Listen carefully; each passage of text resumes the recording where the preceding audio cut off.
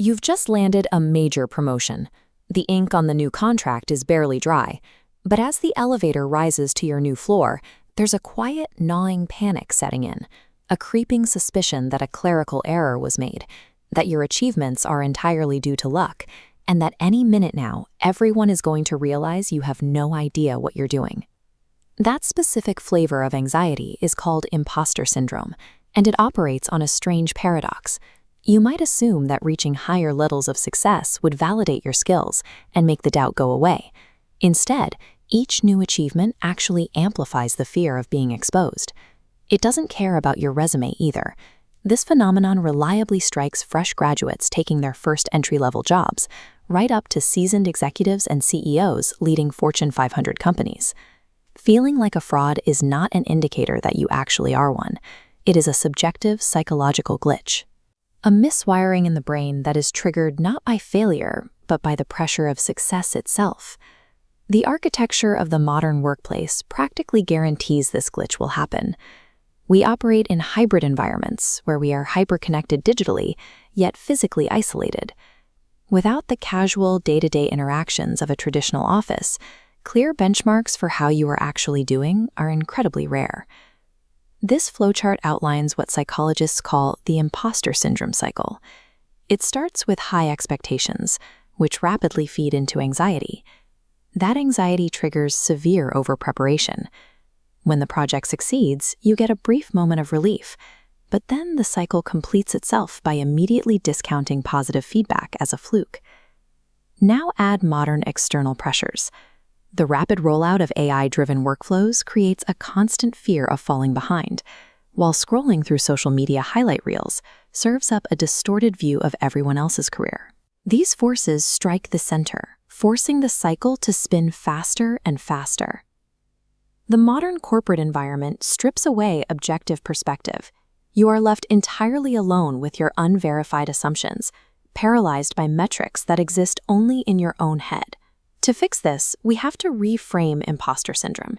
It is an information management problem, specifically a data deficit. There is a dangerous gap between your emotional perception of your abilities and the objective reality of your performance. Look at a fresh graduate staring at a complex dashboard on their first day.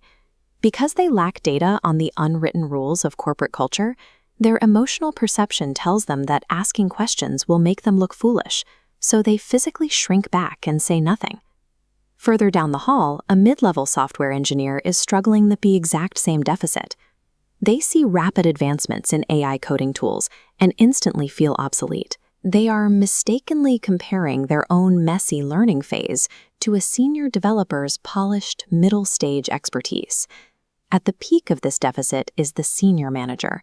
They are completely overloaded, yet terrified to delegate tasks to their team, driven by the irrational fear that asking for help will expose that they don't have all the answers. Regardless of your rank or title, the root cause is identical.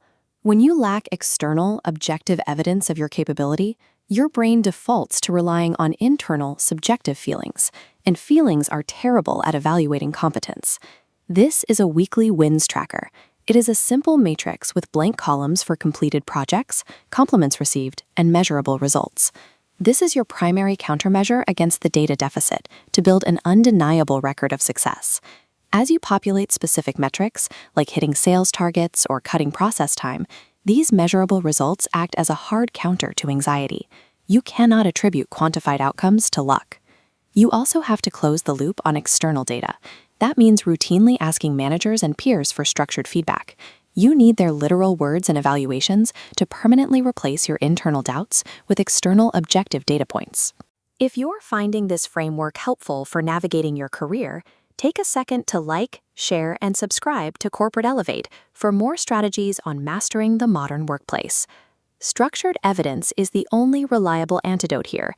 Tracked wins and clear feedback neutralize the subjective illusion of imposter syndrome by forcing your brain to look at the facts. Once you have the evidence, you need to put it to work. The foundational rule of corporate survival is that confidence is a byproduct of action and learning.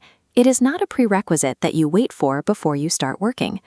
This comparison table illustrates a necessary shift in how you process outcomes. On the left, A fixed mindset tells you that mistakes equal failure. On the right, a growth mindset treats mistakes objectively as neutral data points. You must also enforce a strict rule against lateral comparison. The rows shift to show that measuring against peers yields useless data. Measure your performance directly against your past self. Apply this directly to large, overwhelming projects. Split massive deliverables into tiny, actionable milestones. A huge project invites doubt, but completing a small milestone guarantees an immediate, trackable win that you can log in your matrix. Taking these tiny, evidence-based actions starves the anxiety loop. It forces your brain to abandon its emotional narrative and accept a new, objective reality regarding your actual competence. Feeling like an imposter is a universal corporate experience. It is a shared baseline among high achievers, not a unique, isolating personal failing. Defeating it requires strict behavioral shifts. Relentlessly track your weekly wins, demand regular, structured feedback, and prioritize continuous, incremental progress over the impossible standard of perfection.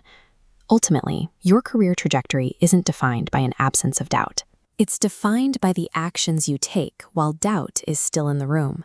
Keep the focus entirely on continuous growth. True corporate confidence is never about magically eliminating fear. It is about building an undeniable mountain of evidence that simply proves the fear wrong.